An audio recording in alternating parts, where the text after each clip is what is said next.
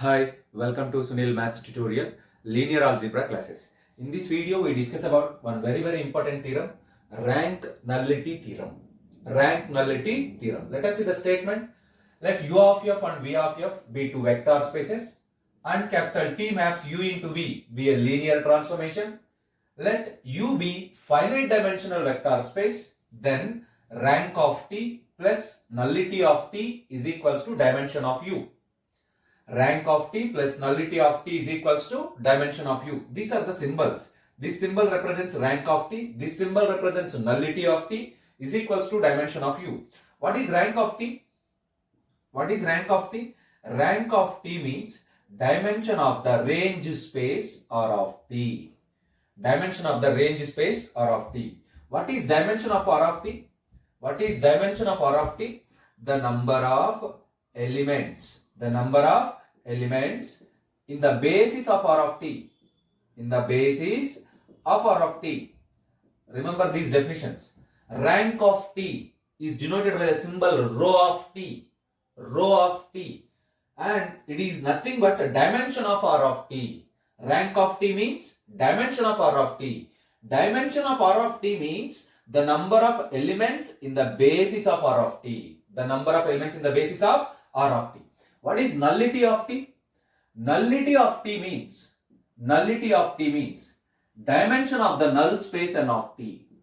Dimension of the null space N of T. Here the dimension of range space R of T. The dimension of range R of T. Here the dimension of nullity null space R of T. Again this is nothing but the number of elements. The number of elements in the basis. The number of elements in the basis of R of N of T. The number of elements in the basis of N of T. And dimension of U. Dimension of U is nothing but the number of elements in the basis of U. The number of elements in the basis of U. Dimension. So you observe that. You have to prove this statement. So let us start the proof.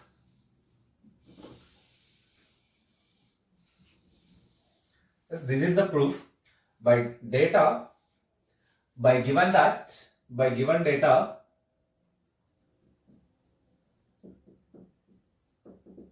given that capital U of f and V of f be two vector spaces and T maps U into V be a linear transformation, capital U be finite dimensional vector space. Capital U is finite dimensional vector space. We have to prove that rank of T plus nullity of T is equals to dimension of U. Right? Let us continue our proof.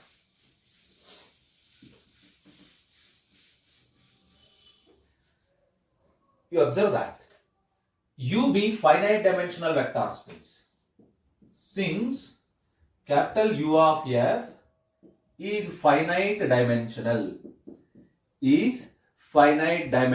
What is mean by finite dimensional? It has a finite basis. U of f has a finite basis. We know that the null space N of T is defined as N of T is equals to set of all elements alpha belongs to U such that T of alpha is equals to 0 cap, where 0 cap is 0 element, in V of f. Observe that. We know that the null space N of T is defined as the set of all elements alpha belongs to U such that T of alpha is equals to 0 cap, where 0 cap is 0 element in V of f. Again, by previous theorem we know that N of T is a subspace. N of T is a subspace of V of f. Not V of f, the domain U of f. N of T, the null space of the linear transformation is always subset to the domain U. N of T is a subspace of U of f. N of T is a subspace of U of f and U of f is finite dimensional. It means N of T is finite dimensional. I repeat. N of T is a subspace of U of f. U of f is a finite dimensional vector space. So automatically N of T is finite dimensional. If n of t is finite dimensional, it means n of t has a finite basis. N of t has a finite basis. Let us observe that. N of t has a finite basis. Let it be. Let capital B is equals to a finite basis of n of t. Let capital B is equals to alpha 1, alpha 2, and so on, alpha n be a finite basis. Be a finite basis of n of t. We said that n of t has a finite basis. Let it be B. Alpha 1, alpha 2, and so on, alpha n be a finite basis of n of t. Which implies dimension of n of t. Dimension of n of t is equals to number of elements in the basis. Dimension of n of t means the number of elements in the basis. The number of elements is n. Which implies dimension of n of t is equals to n means nullity of t. Nullity of t is equals to n. Nullity of t is equals to n. Observe that. Again you observe that B is a basis of n of t. Capital B is a basis of n of t. Since capital B is a basis of n of t, it means capital B is linearly independent subset of n of t and L of B is equals to n of t. This is nothing but the definition of basis. A basis means it is a linearly independent subset and it spans the vector space. I repeat, capital B is a basis of n of t. Capital B is a basis of n of t. By the definition of basis, every basis is linearly independent set. Every basis is linearly independent set and it spans the vector space. L of B is equals to n of t because B is a basis of n of t. So it is linearly independent and it spans the vector space. So right, it means capital B is subset to n of t is subset to u of f. It means capital B is subset to u of f and capital B is linearly independent.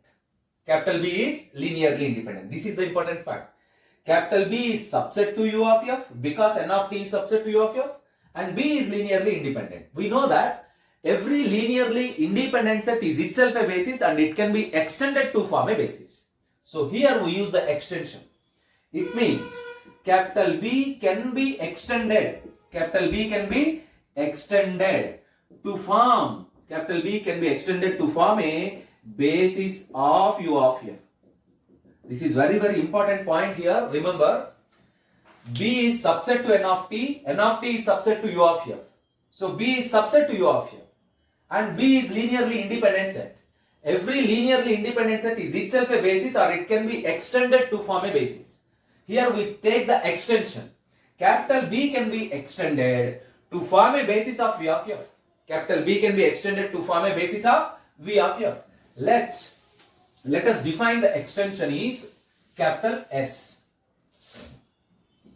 Let capital S is equals to alpha 1, alpha 2 and so on, alpha n and beta 1, beta 2 and so on, beta m be an extension of capital B, be an extension of capital B and a basis of u of f. Observe that. Extended means by joining some elements to the set capital B which are not lies in capital B. Extension means by let us join some another elements which are not lies in B. So alpha 1, alpha 2 and so on, alpha n are elements of B. We add some elements beta 1, beta 2 and so on, beta m to the set capital B which is known as extension of B denoted by capital S. And it is a basis of u of f. Observe that. If S is a basis of u of f, since capital S is a basis of u of f, then it satisfies two properties. capital S is linearly independent, and L of S is equals to U of F. Also we have dimension of U of F. Dimension of U of F is equals to number of elements in the basis. Dimension of U of F is equals to number of elements in basis. N plus M. N plus M. So right, you observe that. What is N? What is N? Which implies as dimension of U is equals to, what is N? Dimension of N of T. Dimension of N of T plus M. This is nothing but, dimension of N of T is nothing but nullity of T. Dimension of N of T is nothing but nullity of T plus M. Nullity is nothing but nu of T plus M. If we show that rank of T is equals to M, if we show that rank of T is equals to M, then the theorem can be clearly proved. So our aim is to show that rank of T is equals to M. We have to, let it be equation number 1. We have to prove that rank of T is equals to M. Rank of T is equals to M means dimension of R of T is equals to M. Dimension of R of T is equals to M. Now our aim is to show that the dimension of the range space R of T is equals to M. So right, we have to show that the dimension of R of T is equals to M. To prove this fact, let us take some elements.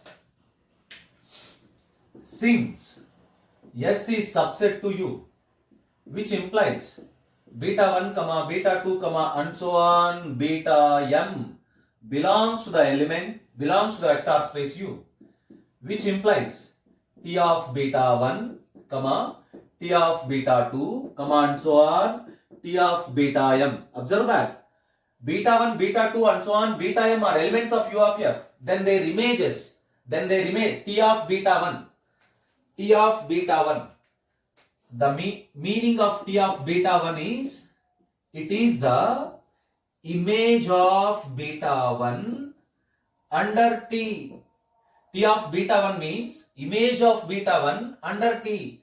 All images belongs to the range space. So which belongs to R of T? Which belongs to R of T? It is very clear. They belongs to R of T because they are images.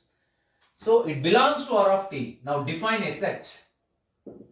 Now define a set S dash is equals to T of beta 1, T of beta 2, and so on, T of beta M. It is very clearly S dash is subset to R of T. S dash is subset to R of T. If we show that this S dash is a basis for R of T, if we show that S dash is basis of R of T, if we show that the basis of R of T, if we show that the basis of R of T is equals to S dash, then automatically dimension of R of T becomes M. It means rank of T becomes M. So if we show that the basis of R of T is S dash, then automatically dimension of R of T becomes M, rank of T becomes M. Then if we substitute there in place of M, rank of T, the theorem will be fulfilled. So right, our aim is to show that this S dash is linearly basis of R of T. This S dash is basis of R of T. Yes, let us continue. What are the properties of basis? You have to show that it is a linearly independent set and it spans the vector space. So the first side heading, to prove that S dash is linearly independent.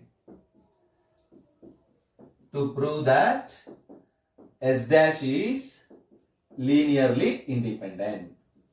To prove that S dash is linearly independent, consider an equation. Consider an equation. A1 T of beta 1 plus A2 T of beta 2 plus and so on plus AM T of beta M is equals to 0 bar.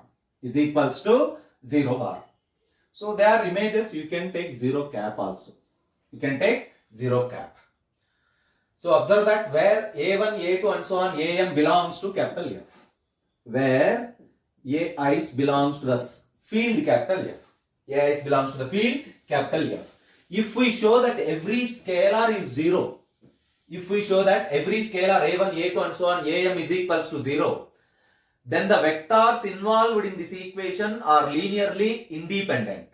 I repeat, if we show that a1, a2 and so on am is equals to 0, then the scalars, then the vectors involved in this equation t of beta 1, t of beta 2 and so on t of beta m becomes linearly independent. So observe that. Let us apply the property of linear transformation. It can be written as t of a1 beta 1 plus t of a2 beta 2 plus and so on plus t of am beta m is equals to 0 cap. It can be written as t of a1 beta 1 plus a2 beta 2 plus and so on plus am beta m is equals to 0 cap. By applying the null space definition, a1 beta 1 plus a2 beta 2 plus and so on plus am beta m belongs to n of t. Am beta m belongs to n of t. If am beta m belongs to n of t, then automatically you observe that a1 beta 1 plus a2 beta 2 plus and so on plus am beta m belongs to n of t, and n of t has a basis b. N of t has a basis capital B. We know that every element of the vector space can be written as a linear combination of elements of basis. I repeat, every element of the vector space can be written as linear combination of elements of basis. So this vector a1 beta 1 plus and so on plus am beta m can be written as linear combination of the elements of the basis B. It means a1 beta 1 plus a2 beta 2 plus and so on plus am beta m can be written as some b1 alpha 1 plus b2 alpha 2 plus and so on plus bn alpha n, where bi belongs to the field capital F. Let us shift that elements into the left side. You get a1 beta 1 plus a2 beta 2 plus and so on plus am beta m plus minus b1 into alpha 1 plus minus b2 into alpha 2 plus and so on plus minus bn into alpha n is equals to 0 1. Now you observe that the vectors involved in this equation are elements of S. You observe that beta 1, beta 2 and so on beta m, alpha 1, alpha 2 and so on alpha n are elements of S. Since capital S is linearly independent, then the scalars involved in this equation are equivalent to 0. a1 is equals to 0, a2 is equals to 0 and so on, am is equals to 0 and so on, b1 is equals to 0, b2 is equals to 0 and so on, bn is equals to 0. Because S is linearly independent. It means the vectors beta i's and alpha i's are linearly independent. Therefore, all the scalars involved in this equation must be equivalent to 0. So, a1 0, a2 0 and so on, bn 0. Therefore, we prove that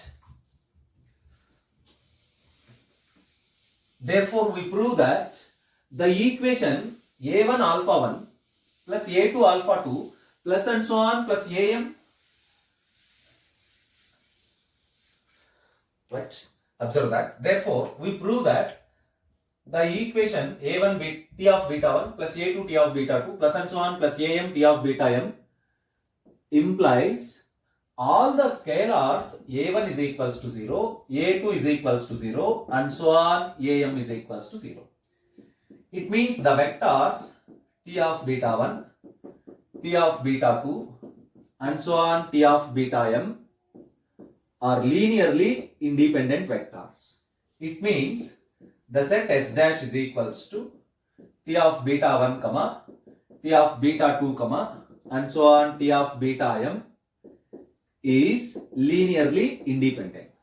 Therefore, we need the same fact S dash is linearly independent subset of R of t. S dash is linearly independent subset of R of t.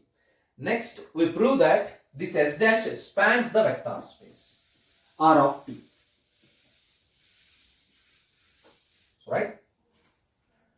Next side heading, to prove that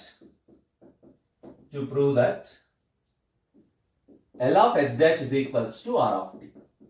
L of S dash is equals to R of t. Since S dash is subset to R of t. Since S dash is subset to R of t. By the linear span definition, L of S dash is subset to R of t. Let it be equation number 2. L of S dash is subset to R of t. Now let us take an element beta belongs to R of t. By the definition of range space, there exists an element alpha belongs to U such that T of alpha is equals to beta. T of alpha is equals to beta. This is nothing but the definition of range space. So since alpha belongs to U,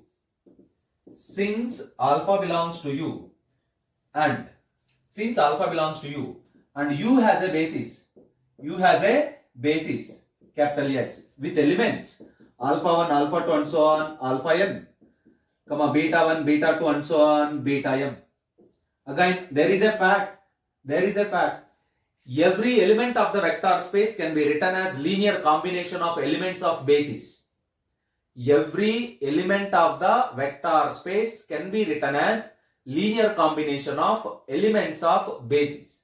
So this alpha can be written as linear combination of alpha i's and beta i's.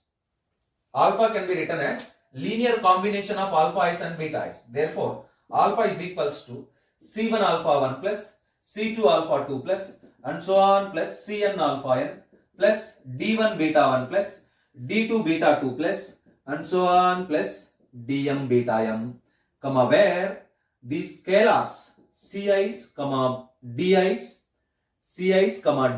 they belong to the field capital F. Ci's and Di's, they belong to the field capital F. Now calculate T of alpha. T of alpha is equals to T of C1 alpha 1 plus C2 alpha 2 plus and so on plus Cn alpha n plus D1 beta 1 plus D2 beta 2 plus and so on plus Dm beta m. In the left side we have T of alpha. What is the value of T of alpha? Where it is? T of alpha is equals to beta. What is mean by T of alpha? You get beta. So this T of alpha becomes beta. Beta is equals to. Apply the linear transformation property. It can be written as C1 T of alpha 1 plus C2 T of alpha 2 plus and so on plus Cn T of alpha n plus D1 T of beta 1 plus D2 T of beta 2 plus and so on plus Dm T of beta m. Dm T of beta m. Yes. Right? You have to observe here. Alpha 1, alpha 2 and so on, alpha n. B is equals to alpha 1, alpha 2 and so on, alpha n. Be a basis of n of t. Be a basis of n of t. If it is a basis of n of t, what it means? Capital B is subset to n of t. Capital B is subset to n of t. Capital B is subset to n of t. What it means? Capital B is subset to n of t. It means alpha 1, alpha 2 and so on, alpha n belongs to n of t. Alpha 1, alpha 2 and so on, alpha n belongs to n of t. Apply the definition of n of t. T of alpha 1 is equals to 0. T of alpha 2 is equals to 0. And so on. T of alpha n is equals to 0. Now apply the conditions here. You get beta is equals to T of alpha 1 0, T of alpha 2 0 and so on T of alpha n 0. So this portion completely becomes 0. So simply you get D1 beta 1 plus D2 beta 2 plus and so on plus D1 T of beta 1 plus D2 T of beta 2 plus and so on plus Dm T of beta m. That is, beta is equals to linear combination of elements of S dash. Linear combination of elements of, this is nothing but linear combination of elements of S dash. So linear combination of elements of S dash belongs to L of S dash. It means beta belongs to L of S dash. Therefore, beta belongs to R of t implies as beta belongs to L of S dash. What is the relation between these two sets? R of t is subset or equivalent to L of S dash. Let it be equation number 3. Equation number 3. Now you observe that in equation number 2 we have already we proved that L of S dash is subset to L of S dash is subset or equivalent to R of t.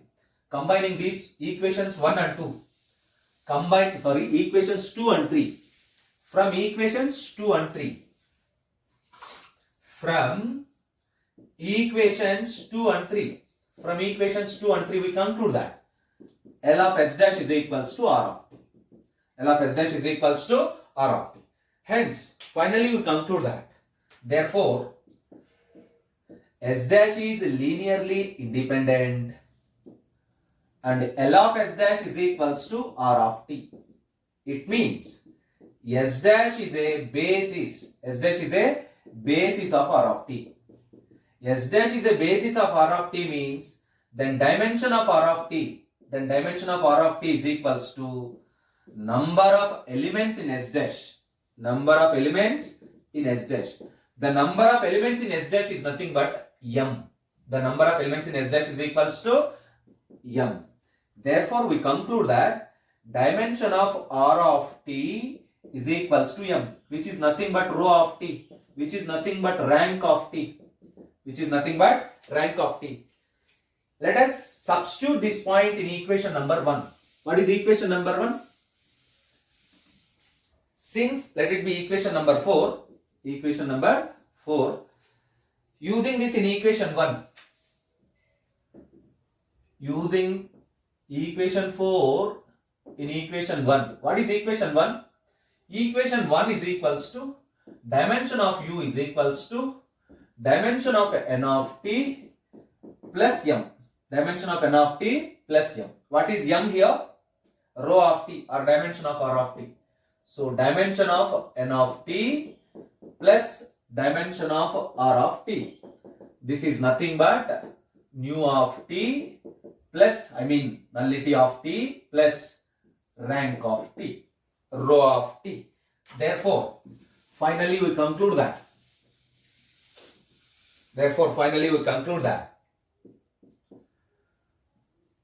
Rank of t, this one, plus nullity of t, this one, is equals to dimension of u. That is rho of t plus nu of t is equals to dimension of u. This completes the proof. Hence proof. One of the very important theorem for your end semester examination. Keep learning. To understand this definition, to understand this theorem well, you must learn some definitions. The first one is linear combination of vectors. Second one, linearly independent set. Third one, basis. Fourth one, linear span. Fifth one, rank of R of t. Sixth one, nullity of t. Seventh one, rank of t. Eighth one, nullity of t. You must aware about these definitions. So learn the definitions, then the theorem will be very easy to you. Learn the linear combination of vectors, linearly independent set of vectors, basis of a vector space, linear span of a set, range of a linear transformation, nullity of a linear transformation, null space of a linear transformation, rank of a linear transformation, nullity of a linear transformation, and also learn the properties of linear transformation. Then the proof of rank nullity theorem becomes very easy to you. If you don't know these definitions, then it becomes very difficult to you. Understand that one. That is the main difference. If you want to understand that theorem well, then you must learn these definitions first. Keep learning. Wish you all the best.